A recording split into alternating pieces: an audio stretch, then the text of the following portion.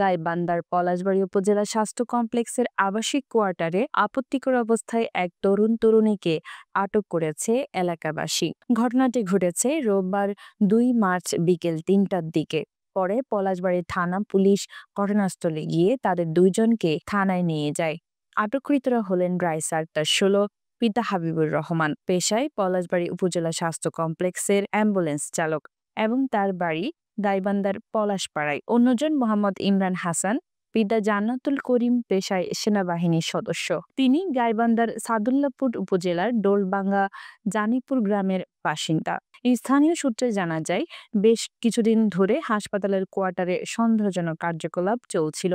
এলাকাবাসী বিষয়টি পর্যবেক্ষণ করছিলেন। আজ রোববার বিকেলে সন্দেহ হলে তারা কোয়ার্টারে প্রবেশ করেন এবং রাইসা ও ইমরানকে আপত্তিকর অবস্থায় আটক করেন। পরবর্তীতে খবর পেয়ে পলাশবাড়ী থানার পুলিশ ঘটনাস্থলে পৌঁছে তাদের থানায় নিয়ে যায়। এই ঘটনাকে কেন্দ্র করে এলাকায় চাঞ্চল্যের সৃষ্টি হয়েছে। স্থানীয়রা এ ধরনের অনৈতিক কার্যকলাপ প্রতিরোধে প্রশাসনের কঠোর পদক্ষেপের দাবি জানিয়েছেন।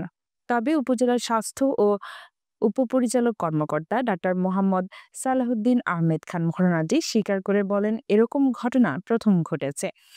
এই তো সন্ধ্যার একটু পরে ওই দুজনকে পুলিশের হেফাজতে নিয়ে গেছে। এরকম তো ঘটনা এর আগে কখনোই ঘটেনি, কালকেই তো প্রথম ধরা পড়ছে। ব্যবস্থা এখন হচ্ছে আমাদের তো নাইট গার্ড আছে, এখন নতুন করে আবার তদারকি। আমাদের তো মেইনলি কোয়ার্টারে খুবই কম লোক থাকে, অল্প কয়েকজন থাকে আর কি। এই দুইটা বিল্ডিং এ থাকে।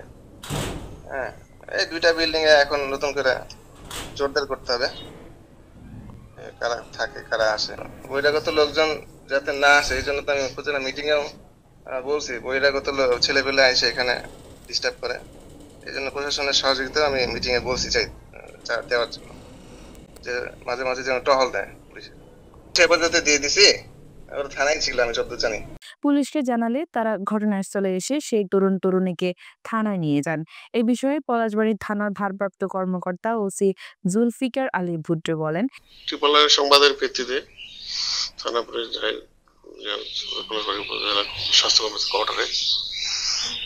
ছেলে মেয়ে করে নিয়ে আসা হয়েছে। বয়স অল্প, তাদের বাবা মার প্রয়োজন না থাকে, ওদের উভয় পরিবারের ছেলে এবং মেয়েকে জিম্মায় দেওয়া হয়েছে।